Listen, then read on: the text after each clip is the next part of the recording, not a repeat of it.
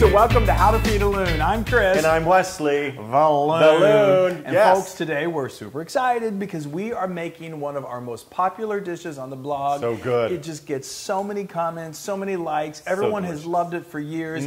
It is my incredible chicken Franceses.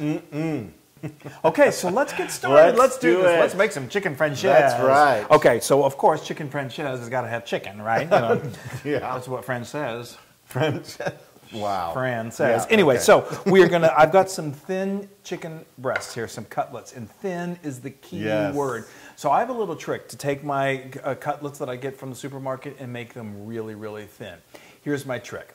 I love to get a Ziploc freezer bag, a large one, and I put my chicken breast in there. And then I get my sturdy mallet and I turn it sideways and I whack it. I whack it, whack, whack, and it starts to spread out. Sometimes I flip it over just to distribute the whacking. And then you're going to get a really nice thin. You want it almost like 1/8 of an inch, almost like paper thin. You pull that out, and you've got a beautiful thin chicken breast. Yeah. Thin is in. And don't you cut it in half? Fat may be where it's at, but thin is in. What?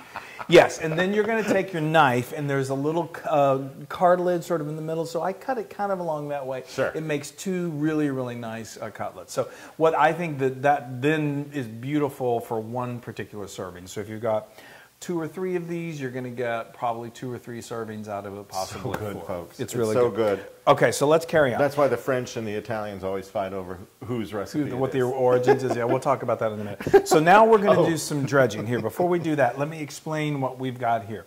This is our dry mixture, and this is very simple. All this is 1.5 cups of all-purpose flour, and I added a teaspoon of kosher salt, and then some black pepper. Yes, I see it. Sees the black pepper. So, okay, and then over here we have our egg bath, and what this is just 4 fresh eggs, and then we add some Parmesan cheese and some fresh parsley. We take a fork and we stir all that up till it's fully combined, and that's your beautiful egg bath. Yes. Now, so I'm going to get you working as I explain a little bit about this. So I want you to just dredge that in there, just get it nice and coated with flour. You got it.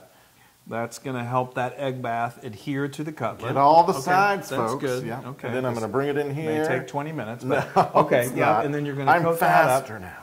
And then he's definitely getting better in the kitchen. So I'm gonna put it right here? And then you're going to put it right there, and we're just going to continue with this. I'll do this. So what's really fascinating about this is a lot of people call this the egg on the outside kind of cutlet. Oh, yeah. You know, and it just makes a really interesting texture. A lot of times when you have a cutlet, you'll put the in the wet mixture, and then you've got dry breadcrumbs, and it forms kind of like a crust around it, and that's really good too.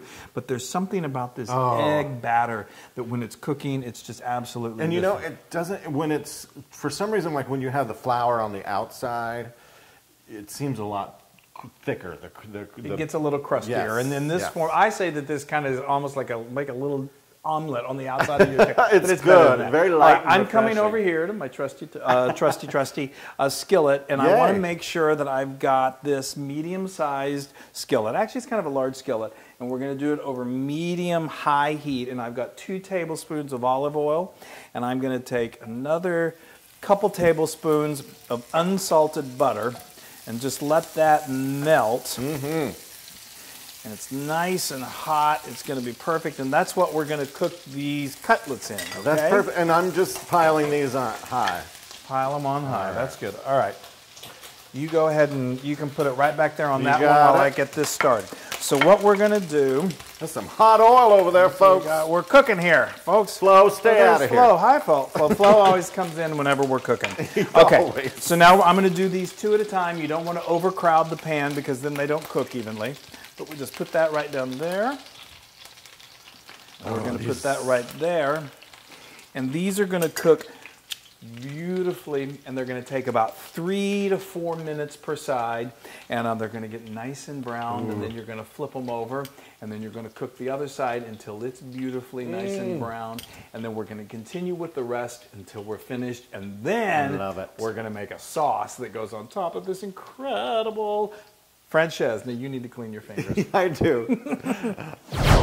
Oh, now these are just golden and beautiful. Oh, wow. Those are amazing. They look incredible. Now, so that's perfect. So now these cutlets are good to go, but we still have to make the sauce. Now, right. you can certainly have an oven that's turned down low, like 200 degrees Fahrenheit, put these in there to keep them warm, but the sauce is so quick.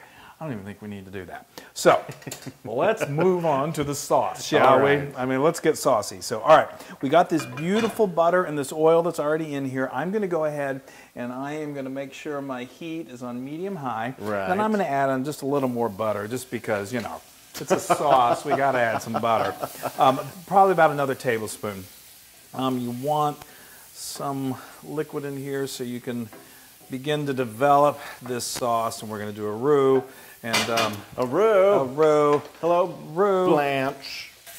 Roux okay, now to this I have added 4 tablespoons of minced garlic, and I have my sous chef right here, Flo, that you probably can't see, but she stays very nearby. She's a better sous chef than I am. Yeah, well, she's more attentive, that's for sure. Okay, so now this is going to cook. It doesn't take long. I'm going to turn my heat down just a little bit. It's beautiful. Oh my gosh, the smell is incredible. Now what we are going to do, I remember the flour that we had when we were dredging. Yes, so with the salt and the pepper. I kept some reserved. Yes, the salt and the pepper. Right, it's seasoned flour. Yes. So I'm going to take this. I kept some off to the side. Make sure you do that. I've got a tablespoon here, and I'm going to add about 2 tablespoons to this. Now, just to give it a it's roux. what's going to start the roux. Starts the roux. Your favorite character.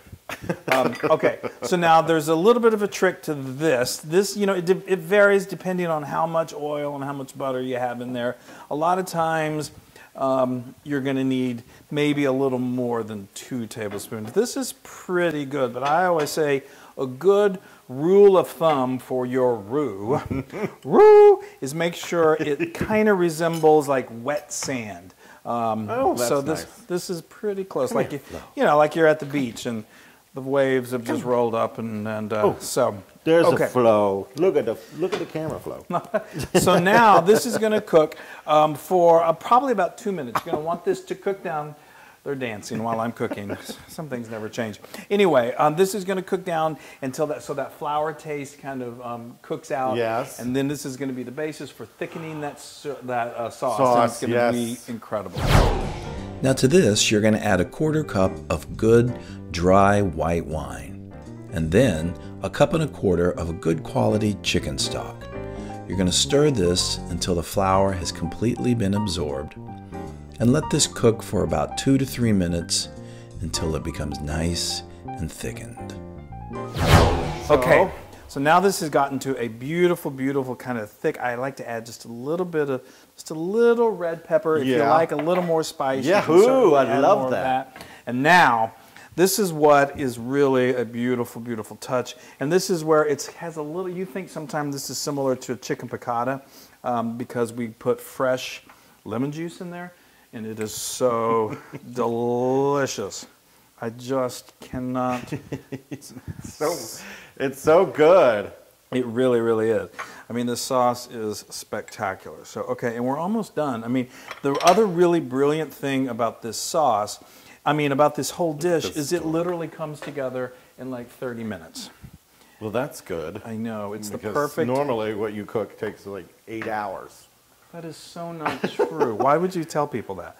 Then they would be scared of what I make. No, I mean, it's like a pot roast. Those take forever. Well, I you know, I'm not afraid of spending some time in the kitchen, but I also understand the importance of being able to make something really good and doing it quickly. Okay, now. I love the fact that I have all this room, and I could basically do the opening number to 42nd Street right Well, you already did that earlier, and it didn't go well. Okay, so now we're going to finish this off because, you know, it's a sauce that's, the French think it's theirs, and the Italian know it's theirs. Right. So we got to finish it off with a little butter. More butter. So, you know, what really makes it luxurious and really, really spectacular. I always say take a little test to make sure that the flavors are right. Yeah. They're right. Okay, well, don't just stand over there. Okay. Oh, my gosh. Okay, so now we're going to bring this over here. All right. You're going to pour that all on there? Oh, yeah. There we go. Oh, yes. Was that not heavenly? Oh, I can't wait. Wow. So I'm going to leave this right here. Okay. So we can, let's just do a Yeah, little- come on. Don't be chintzy on the sauce. I know, we're going to get saucy. Okay. All right, so now let's go ahead and get you a nice piece of this because I know you're ready to eat. I am, folks. And then I'm going to get a little more sauce I because didn't eat anything for a very long at least time. an hour. We're going to do a little more sauce over the top Yay. just because it's so good. I've got a little fresh parsley here. Do that. Just to garnish. And we got a meal fit for a king or a queen or a loon. I'm so excited. It's just, Francesese is just, the chicken Francesese is, I just love the way that it's breaded. I know. And the egg is so has tender. It's very you tender. tenderized it. That's well, for sure. and it's just you don't overcook it. Right.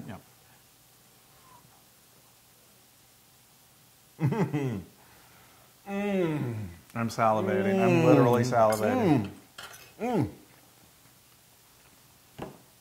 What I love about this, like you said earlier, it's the egg on the outside. Yeah. You have a little bit of egg flavor, which is so good. I know. And then that sauce. That sauce. Oh, I probably blew everybody's ears out. It's so good. The white wine and the lemon. Oh, now that is 100% Loon approved. What a shock. I'm so surprised that was Loon approved. No, it's so good. All right, I can't wait any longer. Yes. I have to eat some of this. Oh, I get so jealous of you always. I'm going to just dip this. Dip it. Yeah. Yeah.